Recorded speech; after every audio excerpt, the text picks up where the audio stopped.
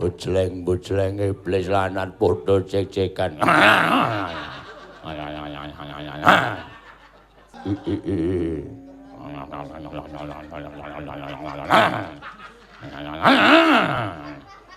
Iki goleki sepuyere wae modar iki to. Sopo iki? Omong biak ngono ku kesuwen. Takon karo aku jagoning dewa. Sopo? Cindelares. Bapak. Aja dinyanyeki lho, Gong. Engko ora entuk den kok. Malah Pak. Bagong. Nggih, Pak. Bocah kok pintere raja, Mak. Meng ngekep bapane nganti nuklekke kursi. Kowe iki nek ora gawe aku tuna kok rumangsaku ora. Saking kangenku maring sampeyan, Pak. Cahyamu kok malah saya pading. Makme kopen, Pak. Syukur. Selaminipun kula golek gawean mangan kula jan ora kaya ning omah. Nyenengke, Pak. Ya syukur. Awit entuk sangu sertifikat kalih BPKB.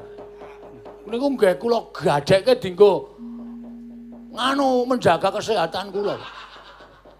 Iya, ora apa-apa. Gadekke ora apa-apa ning sesuk dijoli. Sesuk dijoli. Sesuk nggih manepun kula sugih. Liar sugih ki kapan? Mangsaku kok janji kok mung waton nyelekep ora. Piye? Entuk gawean apa ora? Pengestune Bapak kula pun nangsal gawean, Pak. Syukur. Gawean endi? Kula tak crita perjalanan kula, Pak. Iya ora apa-apa. Mboten kesuwen to? Ora. Sak penakmu. Kula njujug wonten ing pedamelan ingkang nalika semanten mengutamakan wonten ing kepinteran komputer, Pak. Waduh, komputer wis radon, Pak. Nah, bareng dites niku kula kan buka Likitop. Apa ngarani wis ra iso kok ya. Buka apa? Likitop. Likitop ki sing dibuka ngono, terus kene ana layare kaya film. Terus kene ana nun hurufe. Hurufe Jawa. Jawa apa? Likitop zaman apa hurufe Jawa? Hurufe ya abjad. Heeh. Lah teng mriki kula buka. Teng mriku dites kalih petugase pabrik rika. Niku kula urupke, Pak. Ceklik ngoten. Saora-orane kula nate dipun diajari kalih putu sampeyan. Dolanan Likita, kula ceklik ngoten terus kula sambungke ke warnet. Ngopo ning warnet? Sing iso dienggo ndelok apa lho, Tru? Internet. Internet. Wah. Langsung kula buka Pornhub. Tendang dasmu we. Menungsa ora tatanan. Aisyahku meng kuwi. Bareng ngoten ditiliki karo sik ngetes. Lho. Kok seperti ini? Pergi kau. Ning kula metu ora ketampa. Terus ana bengkel terus rame banget. Sajake anune apa jenenge petugase kurang. Ayo karyawane bisa bengkel, bisa aku coba dites nanti diterima kerja. Oke. Dandani motor Honda 70. Angel to kuwi. Angel Honda 70 iki motor kuno kok. Nah, tak bongkar terus. Bareng tak bongkar terus tak pasang meneh. Diceklekke iki mlakune mundur. Seneni aku karo petugase. Kon lunga meneh. Ora ketompo. Madang aku. Ha iya. Entuk gaden sertifikat to. Ha iya wis. Pokoke dukai madange ya ta. Sing penting awak sehat. Ha iya. Terus bar kuwi fotokopi. Nang jalan Jadi patiane to. Heeh. Kidule Kasatian Dorene Werkudara. Ah iya kan ana buka fotokopi to. Ah iya. Fotokopi Gemari, Pak. Ah. Fotokopi kok jenenge Gemari.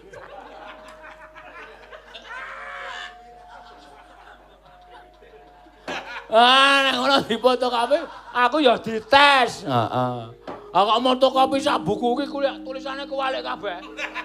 Tundung meneh aku. Ah ya jan angel ya, Gong. Angel tenan golek gaweane. Wong ki sadar aku terusan. Ternyata wong bodho ki pancen wah ngrekoso. Mula ora ana nek wong bodho ki golek gawean ya angel, ya ora arep dadi wong duwe ya kangenan mergo ya uteke terbatas. Heeh. Bar kuwi kowe mlaku ngidul aku aneng jalan Sawo Jajar cedhak kasatriyane Ndara Nekula. Heeh. Nang kono ana omah, Tru. Ah iya. Anggere aku liwat ki suarane ceduk. Lampune abang biru kuning. Mubeng. Oh. Tulisane daun laut. Wah iya.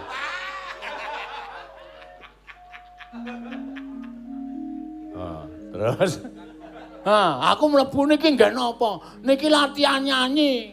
Oh, aku nang kono daftarke pemandu nyanyi. Oh. Aku kok ganti rok. Karo kok ngeki benges, karo keki apa jenenge? Tank top. Iki kok ngopo aku? Kula ki lanang e. Mlumetu meneh aku. Wah. Angel golek gawe ya kok. Angel aku. Heeh. Rong dina dodol es. Weh. Saking bingunge aku dinyewa gerobak dodol es. Lagi entuk pembeli loro. Heeh. Juruhe kecemplungan laler. Ha iya. Wis bacot dilek karo pembeline. Wah wis gelas dibanteng, njaluk kerugian lan sak piturute wis pokoke rekoso aku. Terus aku delek-delek nang ndi? Nang dalan. Dalan apa? Nang jalan Plongkowati. Wis cedhak kasatriyane Ndara Abimanyu ya. Heeh. Nang kasatriyane Plongkowati, wah jan luar biasa tenan. Ah iya. Nang kono ana tulisane PT Sejahtera Damai Berkarisma. Oh, PT Sejahtera Damai Berkarisma utawa gede banget tulisane SDB Security Services. Apa? SDB Security Services. Service limo service. Nang kono aku daftarke niki niku napa niki? Nang kono ki jebul jasa pengamanan. Oh, terus apa jenenge? Sekul kuwi lho, security. Daftarke aku. Wes dites awakku sehat ora. Alhamdulillah, Pak. Wes. Get-geti ora.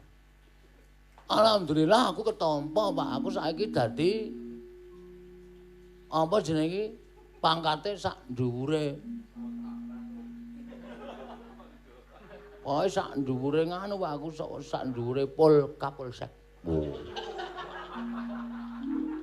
Apa? Satpam.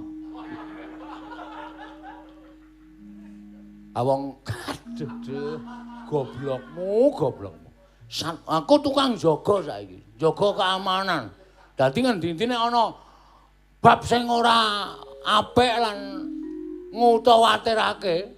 Iki aku sebagai keamanan kudu iso gawe tentrem, Pak. Kuwi apik kuwi. Kuwi becik. Kuwi jenengake. Lah iki aku dikei seragam abang putih. Lho kok seragame SD iki piye? Anu wis udu abang biru. Biru putih. Kathoke biru, klamine putih, ndase biru.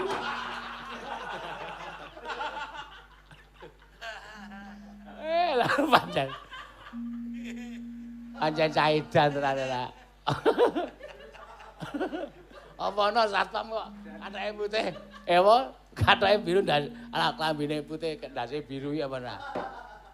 Kuwi, Pak. Mula aku rawuh sowan bapak iki ngabari nek aku wis sukses entuk gawean, Pak. Ngono. Ora negara ngamarta, ora kasatyan Jodipati, ora kasatyan Madukara sawu jajar Bumira Tawu. Nek ana masalah dan membutuhkan keamanan, aku saguh ngamanake. Lumantar PT SDB ku mau. Ya apik-apik. Syukur nek ngono tole, aku melu seneng. Muga-muga donya iki tetep tentrem. Men aku ra ndek gawean. Wah, tendiang sisan kowe. Ya saura-urane sing digayuh ki tentrem perkara ana apa-apa ki dadi gaweanmu. Meng kari ngenteni wae ngarepan kae wis tak tulisi. Wo. Keamanan servis PAM. Loh, kok banyu bareng? Servis PAM. Keamanan Bagong menyediakan keamanan, ketentraman dan kue lapis. Edan tenan. Ben aku ya bingung iki masane. Ngene iki wae tekan 2 jam wis beres lha. Ha iya. Terus kok masalahe piye? Wis. Piye iki? Piye? Ayo kowe mau, Pak. Aku wis entuk gawean iki mung kare ngenteni ana wong menehi gawean karo aku, kon nentremke apa ta apa? Wis ora ngomongake apa jenenge keamanan sing di kerusuhan sing dilakoni dening menungsa nadyan kutu-kutu warang atogo. Dok rusuh, aku sing wajib ngamanake pokoke, Pak. Bagong malegang-legung ngeling ana satriya Wiratamtama ing dereng ngantos paripesame Mbah Wacana kasaru rawipun Sang Hyang Pikula Narada ingkang tumiyup saking dirgantara karya cingak kang samya mulat. Ora kanyono-nyono lah kok iki kaya nrada tedhak ana ing Karangkadempel. Kowe padha slamet Kaneka Putra. Awar kencang warudayang Pak Pong Bu bolong kali cedhe sapa sing gawe.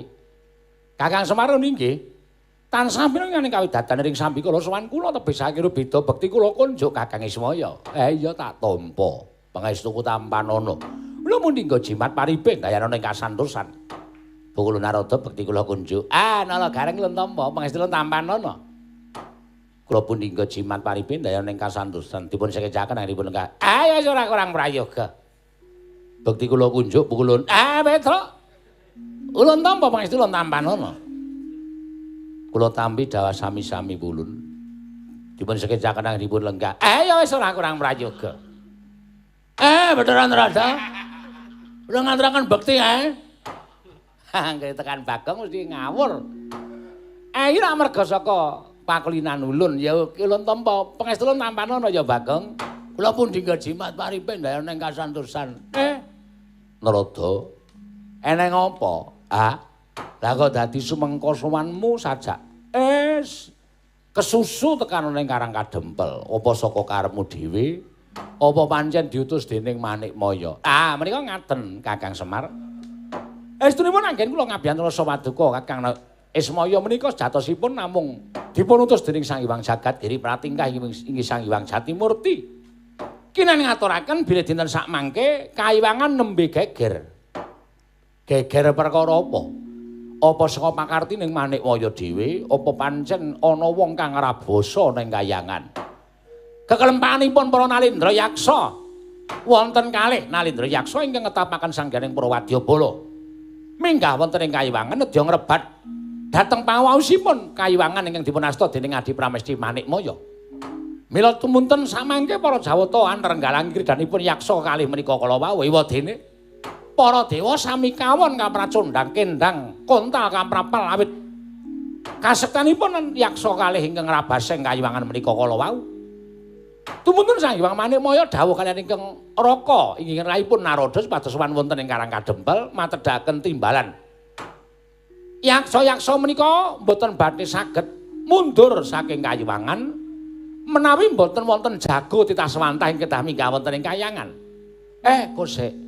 Lah kowe golek jago kok ning Karang Kadempel. Inggih, amargi ingin dipun jawuhi dening Sang Hyang Manikmaya menika mboten sae kejawi namung putra panjenengan inggih menika pun Panakawan Bagong Kakang Semar.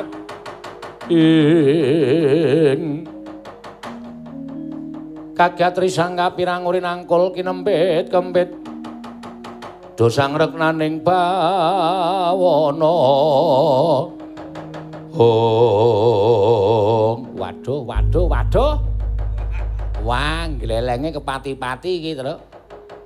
Lah kok dadi Bagong dadi jagoning dewa kon gawe tentrem kayangan kon jaga kayangan iki piye karepe? Iki ulun dhewe ya ora ngerti nela gareng merga iki dawuh Sang Hyang Prawesti Bathara Guru. Lah. Gong. Ngapa?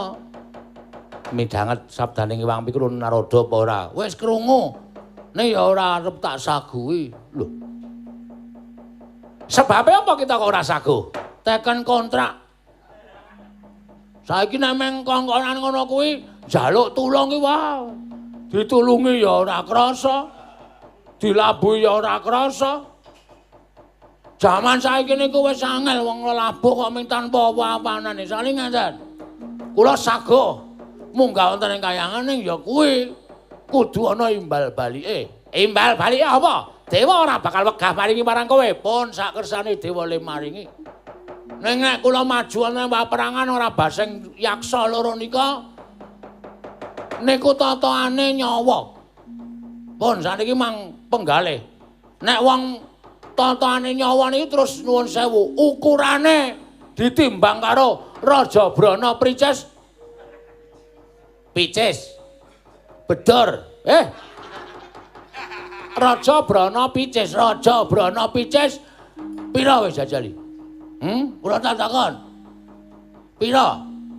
Ning mboten ajeng kula imbangke. Napa sing dadi dawuh dewa kula estokke dawuh Gandeng Bagong niku wis nyambut gawe wonten PTSDB. Kula membawa nama supaya tetap baik dan membawa nama tetap harum. Sehingga kula tetap lestari dan kula nyambut damel wonten ing mriku. Ya wis sakarepmu. Ning sing wigati kowe munggah ning kayangan. Diantu-dantu dening Sang Hyang Jagat Giri Pratingkah. Sowanmu ning kayangan Suralaya panjenengan tindak rumiyin. Kula tak ganti kostum. Engko nek pun kula ganti kostum, ganti klambi kula nyusul teng mriku. Ya, aja citra ya Bagong. Mboten. Kula mboten ate citra. Estu kula mboten ate citra. Kula mesti nusul. Bagong nek pancen kowe niat tenan ya lakonono. Sabar, Pak. Tenang wae tak petunge. Sapungkure Bathara aku mesti bakal metung-metung. Ning aku mesti sago munggah ning kayangan. Nah, nek pancen sago, ulun tak kondur dhisik ning kayangan, monggo kowe nusul marang panjenengan ulun. Nggih, Bu Kulun. Kakang Semar kula nyuwun pamit. Ya sing ati-ati Bathara aja kaya bocah cilik. Pokoke sing kudu mbok lakoni, wong ki nek njejaluk tulung, mongko kowe bisa nglakoni. Kowe dadi wong sing pancen pinter ngrampungi lelakon mau. Luwih-luwih kowe struding dening dewa kuwi aja sok nyuwun sesulih apa-apa. Nek diparingi ya matur nuwun teges kowe rezekimu ingkang kalal. Ning nek ora usah gresula. Ora usah gresula merga percaya Gusti mesti bakal paring liru kelawan kowe nggon wis nglakoni kabecikan. Siap, Pak. Mangka to. Tak sangoni Basuki nir ing Sambikala. Nek wing Basuki tok ora sanak bojone sangoke Mbak. Aja Basuki iki tegese tak sangoni pangestu. Nggih, ngestakaken dawuh, Pak. Nyuwun pamit bidal dinten menika. Kewajibanmu dilakoni sik ora sembrono. Kewajibane dilakoni sik. Kewajiban apa, Pak? Kewajiban apa, Pak? Duwe kewajiban nglipur sangganing para sutresna budaya ana ing adegan guru-guru. Nggih pangestakaken dawuh. Ayo ming sak nggone ora apa-apa. Santai wae. Pun Bapak mang semingga. Kula kalih Petro karo Bagong tak. Kula kalih Gareng karo Petro kalih Bagong. Alah, kowe kalih Petro kalih Gareng kalih Bagong. Waduh, kaya bayangane ngono lho, Tru. ora apa-apa ya. Ah iya. Ngawitekno ya saya suwe ya saya judeg tenan, Truk. Ah iya. Nuruti Bagong iki jan wis. Endi sing Bagong jaga kayangan, endi sing Bagong bangun kampus, bocah kok sugih ra jamak-jamak. Wingi bengi bangun pabrik, sesuk bengi bangun kampus. Kok rumangsaku kok duit kok metu wae iso bangun apa-apa. Proporsional, proporsional dengkulmu melonjol. Iya wong ki nyebar proposal. Iki acara apa, Reng? Iki dalam rangka memperingati hari ulang tahun ke-9 PT Sejahtera Damai Berkarisma utawa SDP Security Service dan uga hari ulang tahun ke-1 Sekuto Jababeka bekerja sama dengan PWKS Jabodetabek, perusahaan yang bergerak dalam bidang jasa pengamanan utawa satpam. Weh, mula aku mau samong aku lulusan apa jenenge PT SDP, mula seragamku katoke biru, klambine putih, ndase biru. Ora ngawur, Gong. Mula sirah iki ngono. Heeh. Iki selayang pandang diaturake terus. Heeh. PT SDP dan Sekuto Jababeka. PT SDP berdiri tanggal 11 Maret 2011. Oh. Di Kabupaten Bekasi, Jalan Irigasi Raya Cikarang Baru, Kota Jababeka, Kabupaten Bekasi. PT SDP mempunyai 3 cabang di Kendal, Sidoarjo, dan Denpasar. Waduh. PT SDP dipimpin oleh Bapak Eko Mugiono SH. Bengi sing nimbali Pak Eko Mugiono SH kuwi. Oh. Sing demben rawuh mrene mrisani wayang Climen. Oh iya. Bidang usaha PT SDP berpendidikan dan pelatihan Satuan Pengamanan Diklat Satpam, pengelolaan Satuan Pengamanan Satpam. 5 jumlah customer PT SDP, kurang lebih 100 perusahaan baik PMD maupun PMA dengan tenaga kerja kurang lebih 2.000 orang. 6 Sekuto Jababeka berdiri tanggal 29 Juli 2019 di Cikarang, Kabupaten Bekasi. Mempunyai bidang usaha dalam perlindungan cat mobil dan motor dengan cara A. Sekuto Nano Keramik, B. Paint Protection, dan Coat Cutting. Oh iya. 7 pimpinan Sekuto Jababeka, Ibu Tatika Befaksi, istri Bapak Eko Mugiono. Wah, matur sembah nuwun. Iki uga bakal ana video ning uga tak aturake lan dadi pangertenmu truk panjenengane Bapak Eko Mugiono kuwi uga minangka dadi panyurung utawa salah sawijining wong tuwa sing dituwake dening kadang-kadangku saka PWKS Jabodetabek. Bengi iki PWKS Jabodetabek padha nonton bareng. Oh, ngono ya. Mengucapkan selamat ulang tahun SDP yang ke-9, 2 Sekuto Jababeka yang pertama, serta tasakuran alat streaming dan channel baru PWKS Jabodetabek. Channel semoga berkembang dan bermanfaat bagi anggota PWKS Jabodetabek. Mas Ginting Miranto. Wah, iki do nonton bareng iki. Wah. Salam budaya sedaya kemawon, mugi-mugi pinaringan sehat, nir ing sambikala lan berkembang. Semakin besar PWKS Jabodetabek. Amin. Wah.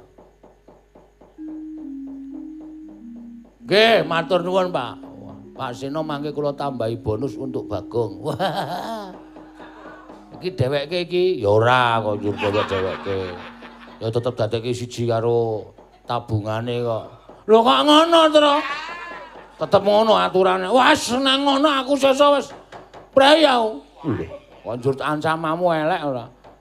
Kudu ngono gong kabeh iki anu kesaweran ya mlebu kono kok. Ya wis, ora apa-apa. Ya, besok tak transfer, matur sembah nuwun tanpa pepindhan. Heeh. Ki do nonton bareng nang daleme Pak Eko Mugiono lho. Ha iya, wah. Edan tenan agek. Kula bingung, Pak. Terus terang kula mumet niki. Sampeyan le maringi apa balungan lakon ming sithik. Pokoke Bagong jaga kayangan pun monggo ling ngembangke. Nah, niku tekan mau sore kula ora iso mikir tenan. Heeh. Wis kekokeane, Tru. Ha iya.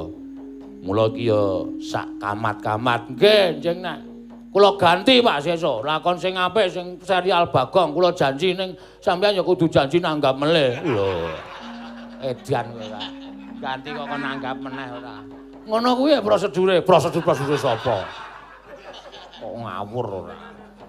Matur suwun. Mau go Pak apa jenenge Pak Eko uga ngersake lagu reng. Apa, Tru? Ayo dibuka sikik. Sugeng dalu saking Pak Haji Eko Mugiono, SH Komisaris PT Sejahtera Damai Berkarisma utawa SDB lan Sekuto Jababeka nyuwun lagu Tembang Kangen lan Sesideman. Matur suwun. Niki lagi nonton bareng kalian PWKS Jabodetabek. Wah, gambare ya disyuting, Tru.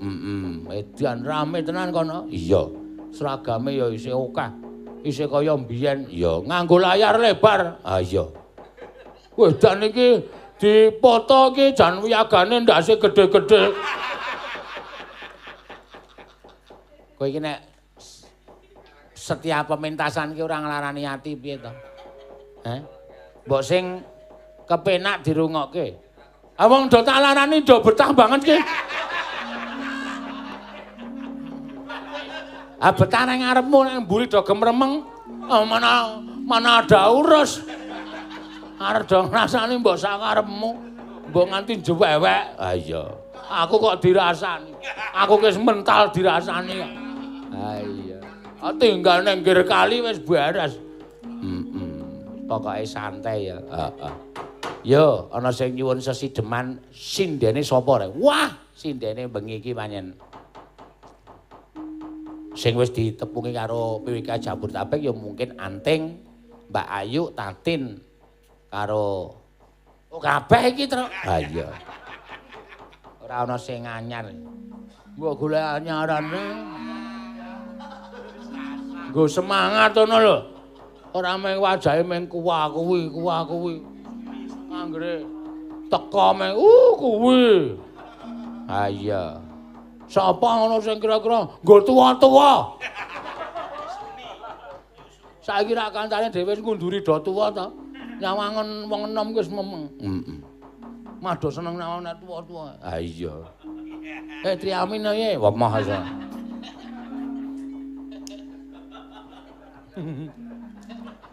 Aku nek voting iki kalah kok kowe. Voting golek sinden. Heeh. Sinden tuwa apa enom? Mesti dinaiki kertas kae do muni tuwa. Setengah tuwa. Ha iya. Jenengane saya suwe saya menep kok, Go. Ha iya. Ya, tembang Sesideman. Ya. Sing ngaturke panjenengane Mbak Ayu Purwalestari. Ya. Ngadeg Polunggo. Ngadeg ditonton kanca-kanca PWKS Jabodetabek e. Kowe kalikan ora? Nang ngrimu ning Jakarta, heeh. Wis do mlumpuk do nyukupi apa kebutuhanmu, endi sing rokok, endi sing kasur cilik, endi sing pampers. Pokoke kabeh do disiapke. Iya. Kowe kelingan ora, Tru, jaman loro ning Taman Mini kae. Sing ngroyong ya PWKS Jabodetabek. Endi sing mijeti sikil, endi sing ngurut boyok, endi sing nekake leluhur. Wah. Bahasa iki kudu nganggo subjek predikat prestasi. Ora ngerti bahasa kok subjek predikat. Lho, kuwi pulangane ngono kuwi ya, Tru? Ah iya, ngono lho. Aja diwaca langsung. Iya. Engko ndak kaya ke kiri jalan terus. Ngono ya. Kuwi ke kiri jalan terus ya. Ke kiri ikuti lampu. Mongko lampu ning kono ora obah-obah. Kok kon ngikuti lampu. Lurus jalan terus mengko nek dibuka helme kula kriting.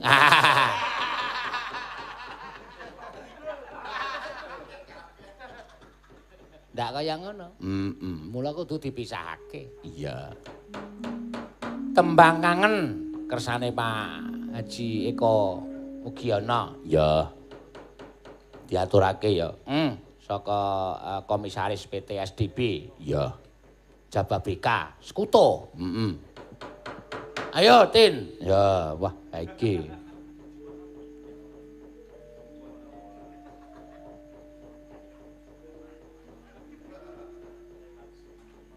Wong lemu suwi nek ngadeg ya, Gong. Iya ya nyopot wiron. Iya. Sing diwiru jarike. Kon munggah nang kayangan. Jare arep ganti kostum. Seragam saka pimpinamu. Wah iya, Deng. Engko ndak ketokne aku ki ora terpimpin ya. Ha iya. Elayana. Tak. Geng. Kuwi senengane. Wah, gedeng apik-apik kok. Ana ora iso kendangane. Aku anggere ngendang ayak-ayak isane meng ngono kuwi. Tak jendak. Ndak jendak.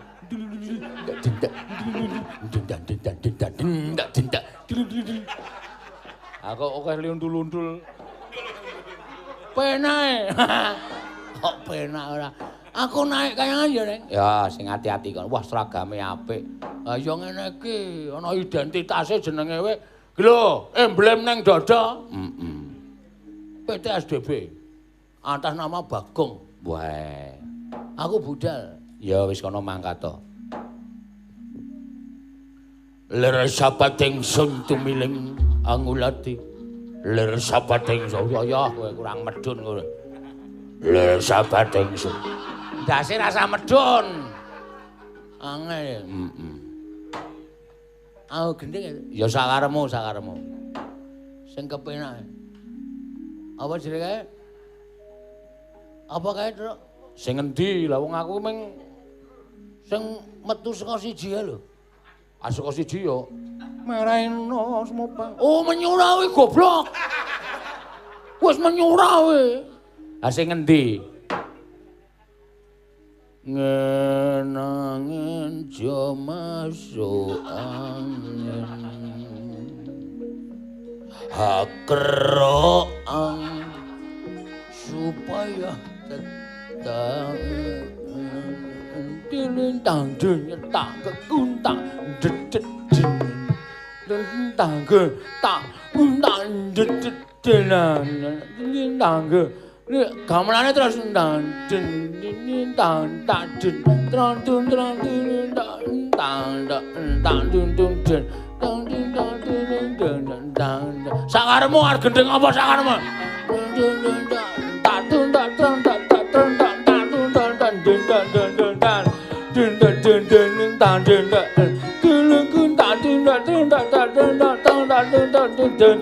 tak Tot kaya terus ya.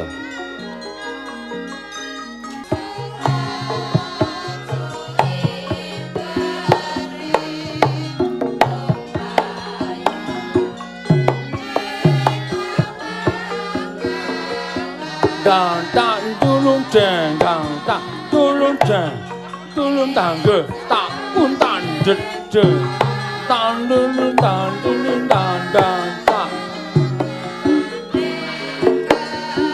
kowe menah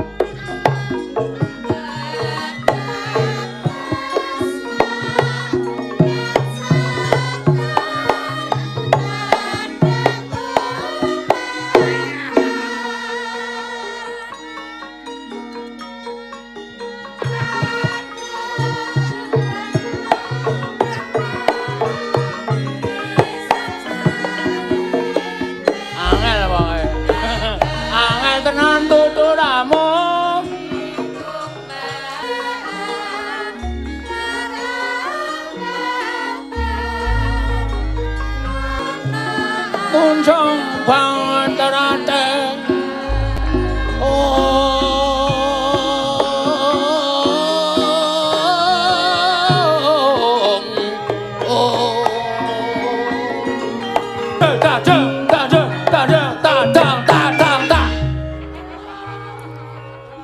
Utak jejeli selop cangkemmu lho.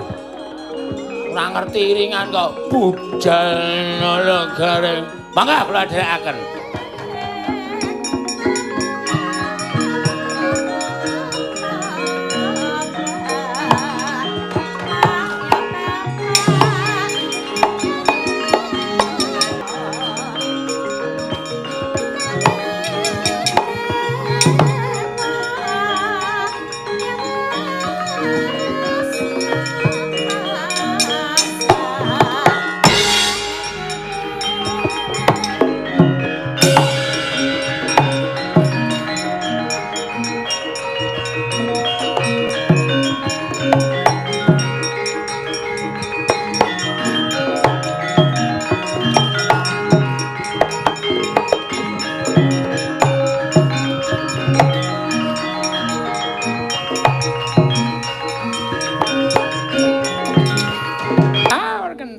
dayeng Pak Pong Bu Boleng kali cedhe sapa sing gawe. Iki lha kok dadi wah kaget aku. Nganggo sandangan kaya mengkene. Iki Bagong lho. Ngam tiwan perjiwatan boyo mirah boyo ingsun sing ngremuk dadi ndika. Sambang rapet sambang liling. Tung tak tungdang tak ndelang-ndelang. Golek ana watu kepruke ndase. Malah omongane drewer-drewer. Inggih pukulun kula ingkang abdipun Bagong. Wah, lah kok dadi sandangamu bareng dadi sarta sinampiran kewajiban jaga kayangan lah kok dadi wah ora ketang sithik ya mundak bagus. Panjenengan ngece kalian kula kula. Kula mboten mindak bagor bagor piye? Bagus babar blas bukulun. Malah menika busananipun ketinggal sedaya sami sesak. Wis ora dadi ngapa sing baku kowe wani lan kowe sago jaga kayangan kasinggihan mengkater bukulun. Ingkang minangka dadi kenaman kayangan jenenge Prabu Dirgayaksa. Ngedapke para wadya balaning kabeh padha wujuding buta. Ulun paring dawuh kalawan jeneng kita gandeng kita mung kewajiban jaga kayangan. Sing wigati bisa piye carane nentremke kelawan sarta ngendhake kamurkaning Prabu Dirgayaksa sak wadya balane. Dimen kayangan tentrem aja nganti ana tumetes sing getih. Aja nganti ana ingkang dadi kurban. Kita kudu ngulir budi ngasah kadiwasan Bagong mekaten Bengulun. Kanthi cara-cara sistem ing sampun kula ngertos. Jumbo kaliyan menapa sampun dipun perintahaken saking pimpinan kula. Kumpul sak mangke kula menika dados keamanan wonten ing kayang. Dinten mangke badhe kula ginaken cara-cara supados sak mangke sampun ngantos wonten dumawahing kurban. Wonten ing pihak kedua belah pihak. Mangkata dina iki ana repat kepanasan menapa dereng dipun yupi-yupi. Repat kepanasan ki jeneng aja kok diyupi-yupi dengkul kita. Mangkata nuning ngestaken dawuh kula nyuwun pamit tambahing donga pangestu paduka wangebi kula batur nurut. Mugi-mugi kula saged angentas memean menang ngentasi karya pukulun.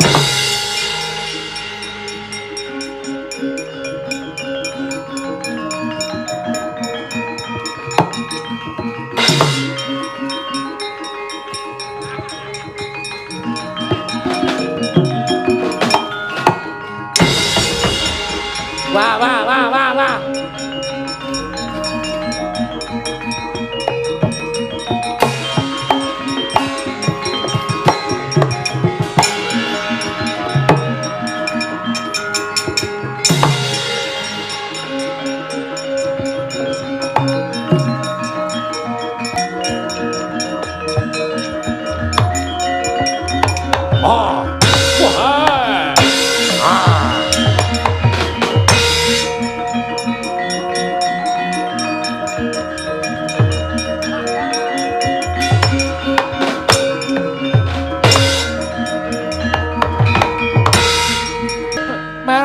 Mubang wangaruna kadinetrane nganggo rapo sabdaning kukila ringkani kara saketer kene donganing kunglir wuwu sing pine panca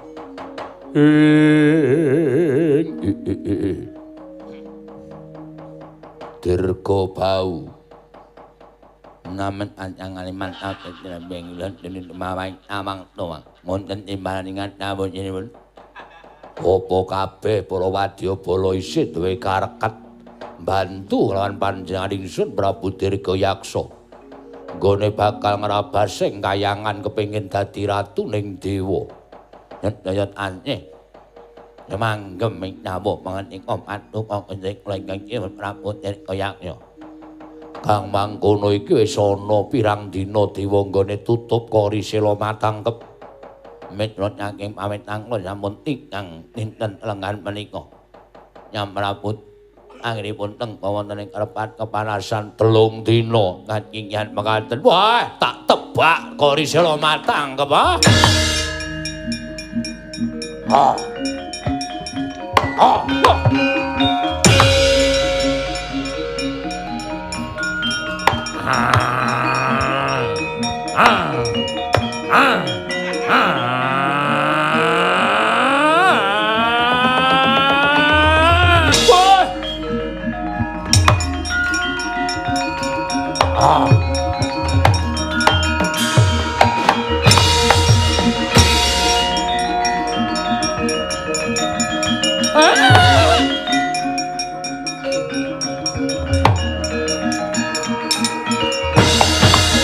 Yata laruta saking kutha sang Kurakula yen namutusa sang Sri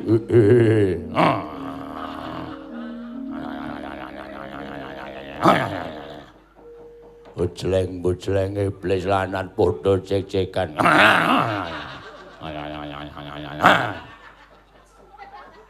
Truk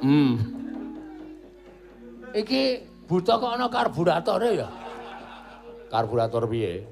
Sing mburi kae lho sing ngarep kuwi butane wangun. Bojang gedhe suarane ambar sing mburi iki kadrane. Enten ana ngono nek do nglokor. Iya.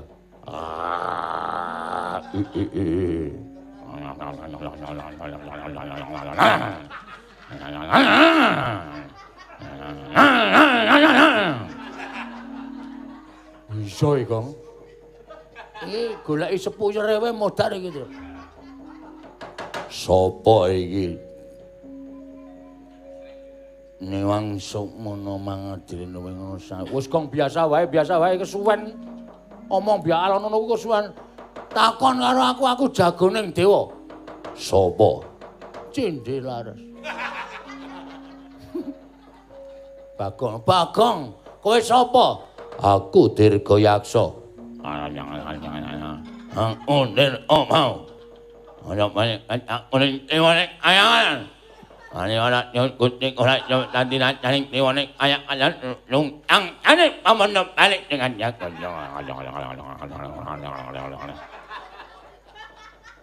Golek ana kuncine di off-ke kae ngono ndak ngono. Ayo ndi dewa. Ndi dewane aku bakal lenggah dampar ana ing kadewatan. Kowe yen kena tak prenggake sarana becik kowe baliya. Aja ganggu kadewatan. Kadewatan ki wis sah minangka dadi sembaning para titah, minangka dadi piyai sing padha nastithekake lakuning para titah. Ora ngawu gawan ngawur. Aja nuruti ati, nek kowe nuruti ati tanpa petung. Mergo ati ki ana pambujuking tumindak sing ala, ana pamunjuk tumindak sing becik. Neng kono do krah antaraning ati becik lan ati ala. Lah dilalah ati sing becik kuwi kalah karo mubal babaling nepsumu. Mula kowe terus kepengin dadi dewa. Ora pantes wong kowe iki kudu nyembah karo dewa kok kepengin dadi dewa. Niatmu piye? Aku mung kepengin ngendhake karo kowe supaya kowe iki aja katarungku karo niat sing janjane ngluwihi marang kemampuanmu. Oh, la dalak.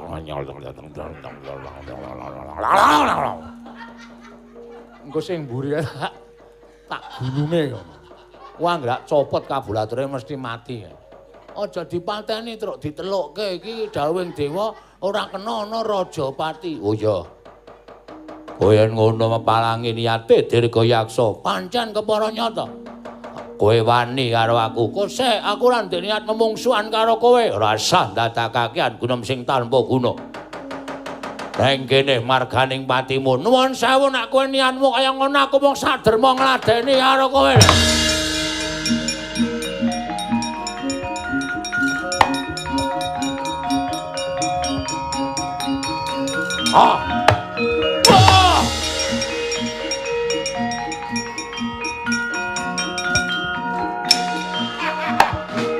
Waduh. Minggir.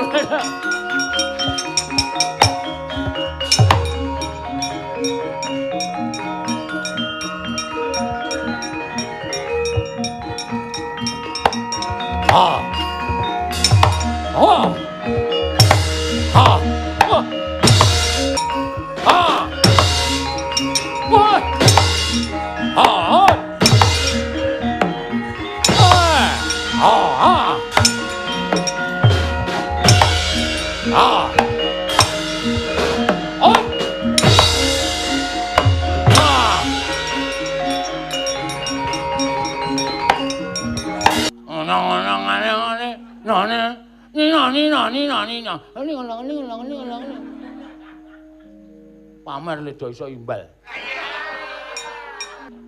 Ganjur ki sing piye omongana? Ganjur ki dadak ole ming luro-luro, ming kuwi tok. Heeh, ora nggo 6. Ora. Dung dah. Wah, kuwi terus kok kendange menggo kendang cilik kendang gedhe. Grung rang prak. Dah. Grung ratun. Dah, ngono. Kuwi perang gedhe. Ora nggo batangan kili kita. Ora. Kili kita. Oke, dadi. Oh, kancaku rasa latihan dadi kok. Ah bukane. Ayo kendang gedhe. Dah. Lane, oh ya, aku kedapuk kon nabuhi Bagong ya ora kose. Piye Gong sida ganjur? Sida. Ganjur apa ganjuran? Pabapang. Nabrak ndasmu kowe. Ora nesu. Senopati kono ganjur terus. Ya.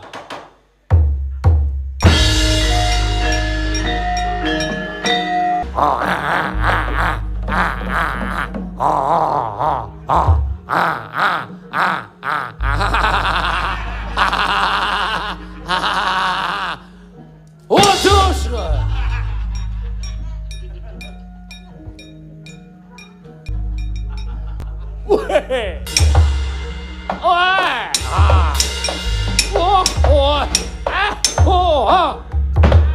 Wah, aku mau apa ki mau?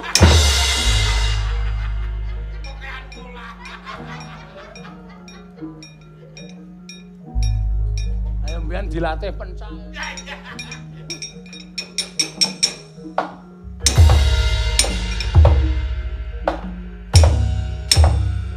Put. Gareng sesek. Reng.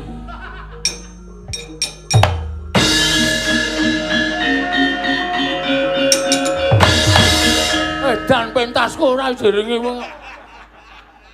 Truk. Gareng ngene. Butane wis ketingkes. Oh iya.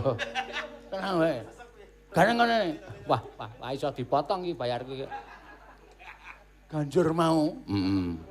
Begitu iki buta iki tak cekel sirah iki ndang iki ndang.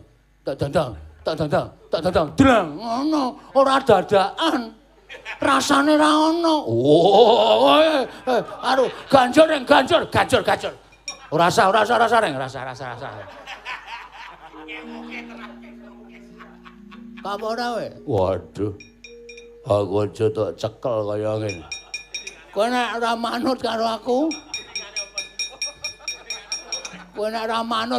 Tenan. Tak untel gulumu pedhotek modar kowe. Waduh, aja tanah urip. Neng kowe ora galak. Kowe kena ditata, kowe kena diatur. Kayangan ben tentrem saka aku. Ya? Paham ta kowe? Iya, paham. Ngayal kok gandul sirahmu kowe ngayal. Ngayal aja. Truk, sing ngedram sapa sing ngedram? Gareng. Dan gareng apa-apa dirangkep. Datu ngono disus. Ora karep sami. Kapok aku tak culke ning manut karo gandul sirahmu kowe. Hot.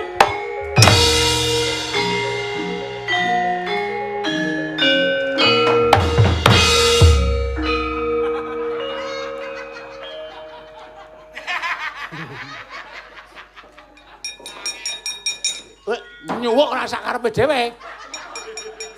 Na ne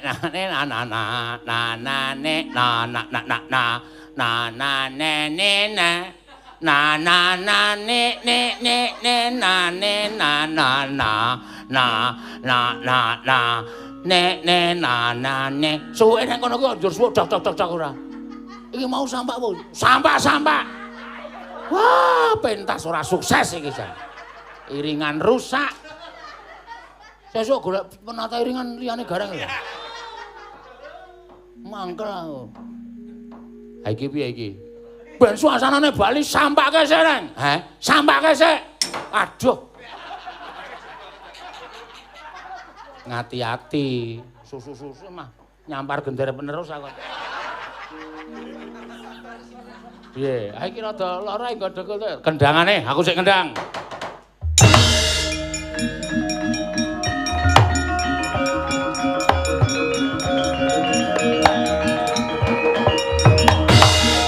Terus, apik kowe sing kendang. Sesuk bengi gareng rasa dikabari. Oh iya.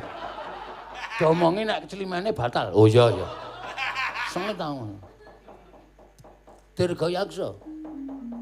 Ana dawuhmu apa? Ayo kowe sak wadya balamu bali ora gawe kisruh kayangan. Kowe sadar kudune. Kowe sebagai kawulaning dewa aja kok pisan-pisan kowe iki duwe niat. Ya kuwi gegeden nempiak kurang cagak. Kakan gluduk kurang udan. Iya. Duwe niat nek ora tok seimbangke karo kekuatanmu.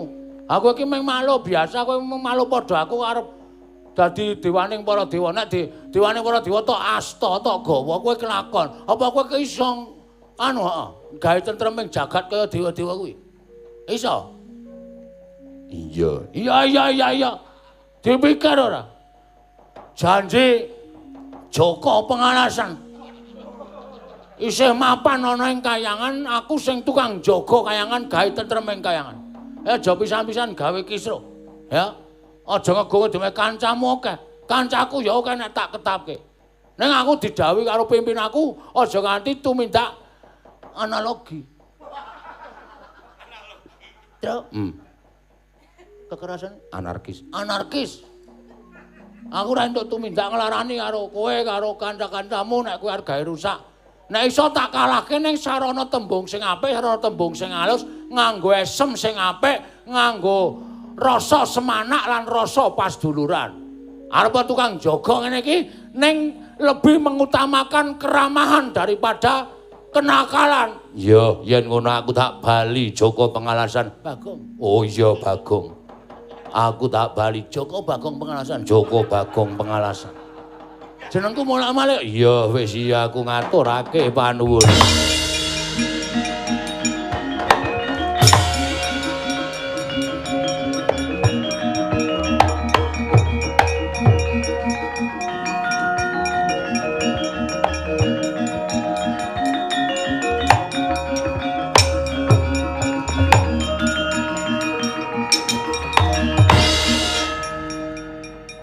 Syukur Bagong dene kita wis bisa gawe tentrem kayangan.